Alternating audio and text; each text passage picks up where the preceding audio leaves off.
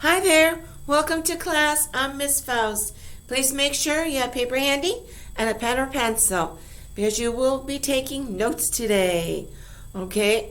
Are you ready for our next writer? You are? Great. So come and join me over here at the board.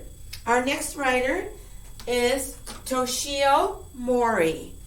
Okay, so we're moving away from Alice Walker to Mr. Mori. His dates are 1910 to 1980. He's actually a very fascinating person. Okay.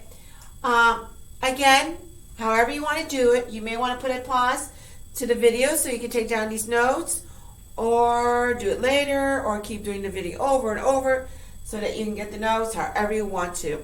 Okay, I'm going to add, like always, a little bit of tidbits to what's up on the board. It's not going to be much more. You have the basics right here. Okay? So, Toshio Mori is a Japanese American who was born in California, and that is where he grew up. I will be relying on my notes over here for any of those little tidbits. Okay, yes, indeed. He grew up in California. He was a short story writer, and yes, we're going to read one of his short stories. A novelist. He had one novel. Yes, he is a novelist. And he is a nursery man. In case you're wondering, what in the world is a nursery man? It is someone who takes care of trees, bushes, plants, and the like, sells them, grows them, and then sells. Okay? Who also taught and lectured. So we're talking at a higher level, like university. Okay. He's considered to be one of the earliest and perhaps the first Japanese American writers to publish a book of fiction. So yes, so that is very special. Okay, something he, I'm sure, was very proud of. Now, if you look again and notice that he is a Japanese American, and during his years, we had World War II, so his family, along with him, they were interned at a relocation center in Utah during World War II. So during those years that he was at that center, okay, let me make sure. Yes, he edited, believe it or not, they had a journal at that relocation center, and he edited that journal. So he was writing. And even before he and his family were interned, he was into writing. He was even responsible for doing the drawings for I guess you could call it, it was for a Japanese TV series, like a science fiction. He did the drawings for that. Okay. Once he was out, after World War II, once he was out of that relocation center, once he left it, he continued on with his writing. Okay. In his writings, he would deal with feelings of sadness, loneliness, restlessness, and the search for an identity. What you need to understand is, again, his background. He is a Japanese American, so he focuses heavily on Japanese Americans, heavily on the Japanese, okay, who happen to live here. All right. His writings were very, how should I say it, tended to be accessible. In other words, you didn't have to be a Japanese person or a Japanese American to be able to understand what he was trying to say in his work. Okay? You could access it. It was that simple. He didn't write in such a way that you're going, huh? Because you needed to understand fully the Japanese way of thinking, their culture, and the like. You could understand from what he did in his work, from what he wrote, you could understand where the Japanese were coming from, their thinking and their thinking process, and the like. Does that make sense? Okay.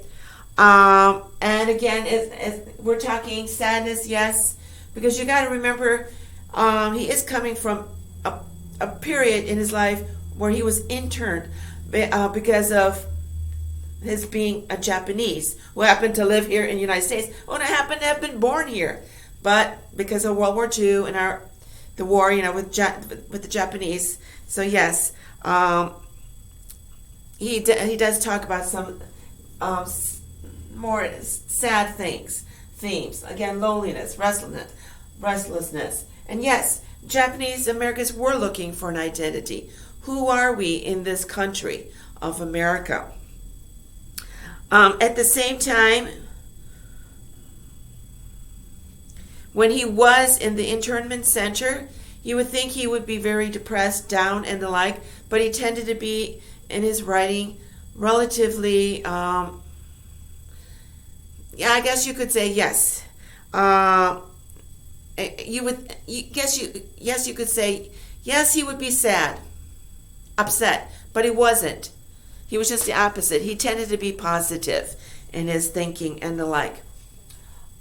His stories often echoed and reflected the life of Japanese Americans in pre- and post-war America. Yes, again, what experiences did the Japanese have here in America? Whether they were actually born here, okay, in other words, Japanese American as he was, or they came over here and became citizens here. What did they go through? How did they think? How did they accommodate?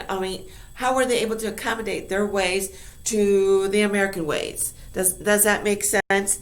Okay, so sometimes, even though you might say it's sad and like it's a bit lighthearted, his work, but at the same time, it could also show some strain between, the Japanese and Americans, and in a sense, Japanese Americans. Okay, so again, he's a very fascinating writer. Do you have any questions about Toshio Mori? Definitely different from all our other writers. I agree completely. Definitely different from Walker. Yeah, and all the others. Yeah. No questions? Nothing at all? Oh, okay. Sounds good. Please make sure you have this down. It is good to have an understanding of the writers. A little bit, even a little bit. And actually, I thought I was going to add much more than a couple words. You're going, really, Miss Austin? You added much more than just a few words. Sad. It was a fascinating writing. Okay, moving on. Okay. What are we going to read? The story is called Say It With Flowers. Such a nice title. We moved from everyday use to Say It With Flowers. Okay, so please make sure that you understand you are reading a work by Toshio Mori called Say It With Flowers. That is the story that you're going to be dealing with. Okay, now here, I'm sorry, I couldn't quite extend it. So if you notice the arrows, they go up to here, here, I think we got that. So this is one link, or however you want to say it, link, website that you can go to and pull up the story. Or you could just put in, as I tell students when they're asking me, text of whatever the author's name, text of Toshio Mori's Say It With Flowers, and you would be able to pull up various sources, and you pick one that you like. Okay, so here's one. So in other words, you can, if you don't want to do this one, you can Google your own version of it. Okay, but please make sure that you understand this is the story that you need to read. Okay, let's come over to the assignments section for today. Yes, please read Mori's Say It With Flowers. It is not a very long story, not at all. Okay, I think you'll enjoy it. Again, you're coming from the perspective of a Japanese American. Okay, so please read this for today, and I need you to copy and answer these questions. So make sure you copy these down. I want to see these questions along with the answers, of course. Who is Teruo? What is he unable to do? What is his conflict? Okay, if you've forgotten what conflict is, think about problem. Or look at you should have notes on the literary elements about conflict.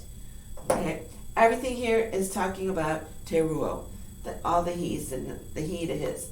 everything goes back to Teruo. So Teruo.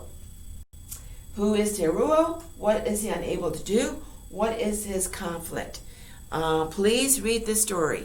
Again, in order to answer these questions, you do need to read it. I think you will enjoy it. Definitely, you will enjoy it. It's a bit different from everyday use. Okay.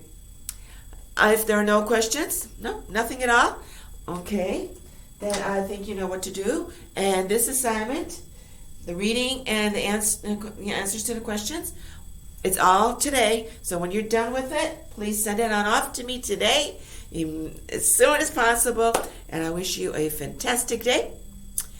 Till next time, bye-bye.